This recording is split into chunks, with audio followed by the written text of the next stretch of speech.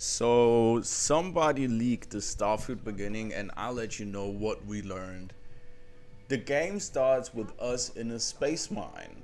We are dropped in with two comrades, Supervisor Lin and Heller, to excavate some minerals. After a short lift ride, we arrive in the mine, which is being excavated by other space miners. After some exploring of the mines, we are granted a laser to actually mine the minerals. This beginning is sort of slow and kind of not that bombastic, what I've seen so far for like a Bethesda intro. Normally Bethesda starts off with you getting your head blown off or some other stuff, but this time around it's not that.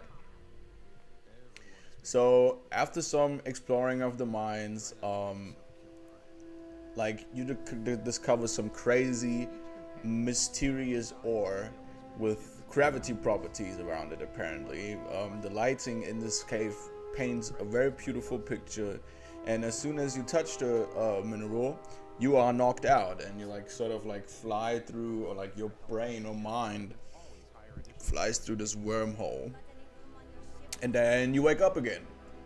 And yeah, as soon as you wake up again, you are greeted by your two friends, and they tell you that you got knocked out. And then they redo your face because they have the technology for it. And apparently, you were knocked so bad that you can now change your gender, sex, face, everything. This is where the character creation starts. So it's basically the same as Fallout 3. You like get messed up, New Vegas, and you get messed up, and here you go again.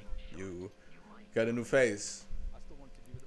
Um, the character created, from what I've seen, seems very in depth, like typical for Bethesda.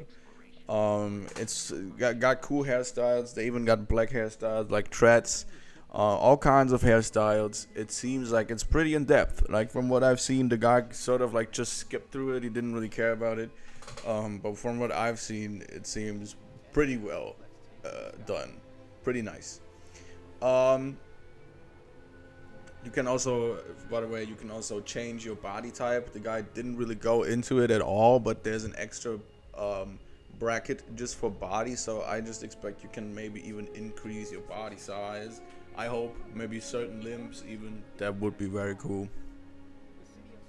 After that, you choose your background and your traits. Your background consists of the Beast Hunter, Bounty Hunter, sorry, Bouncer, not Bounter, Chef, the Combat Medic, Cyber Runner, Cyberneticist, the Diplomat, the Explorer, the Gangster, the Homesteader, the Industrialist, the Long Hauler, the Pilgrim, the Professor, and the Ronin.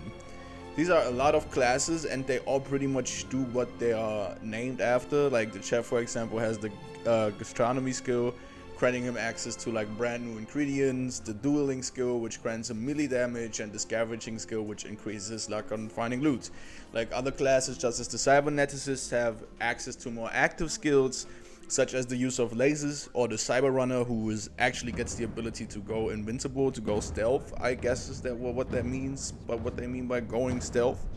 And afterwards you pick 3 traits out of a bunch of them, and some of them are like alien DNA, they give you increased health and oxygen. Others are like empath, which will increase your companion's fighting effectiveness if you do things for others. Extrovert, for example, decreases your oxygen use if you have a companion on you. Another one is Dream Home, which gives you a starting house, but it has a 125k mortgage already on it, and so many more perks. These are just like the tip of the iceberg. I don't want to like go deeper into it, so you can still have some fun. I just want to like show you what I've seen, but I don't really think this video spoiled anything too badly. Just showed us the intro.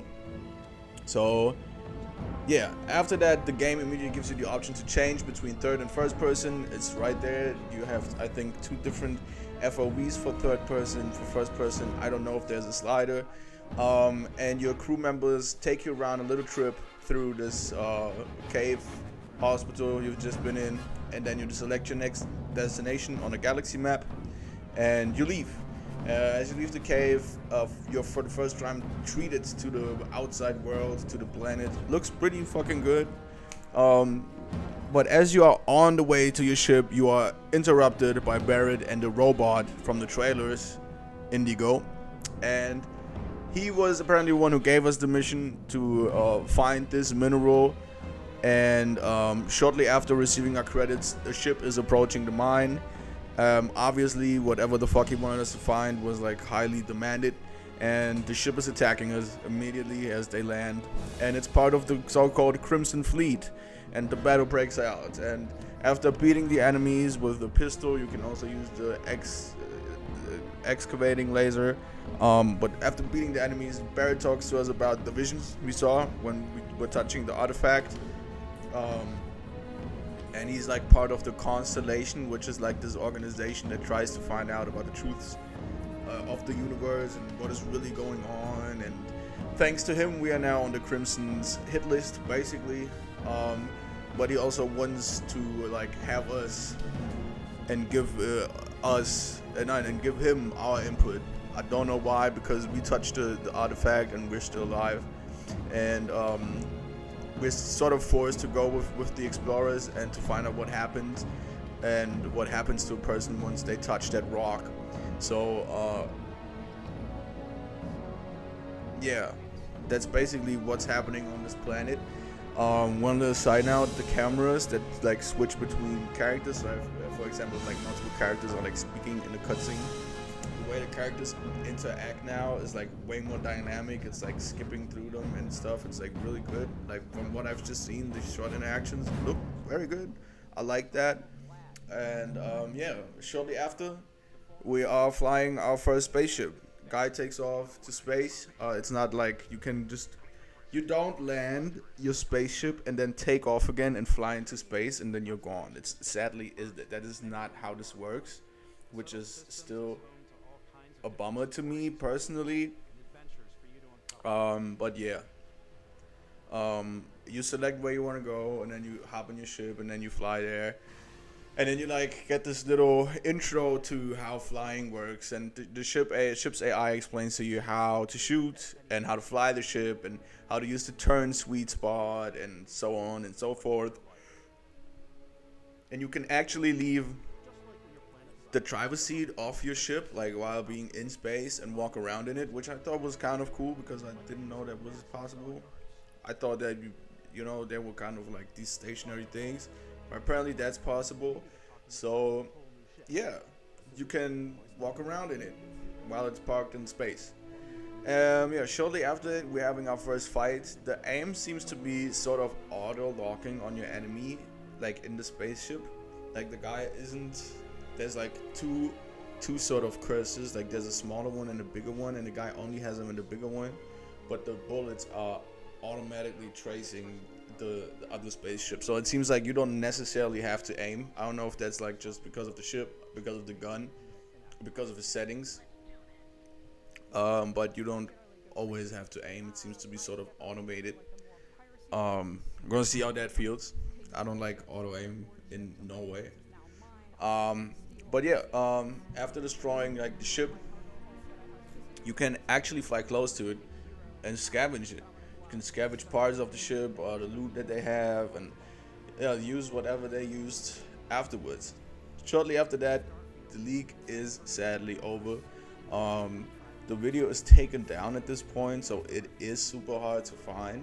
But I thought I'd make this little video to let you guys know how the first 45 minutes, roundabout first 45 minutes of the game are actually going. And I thought it looked pretty cool.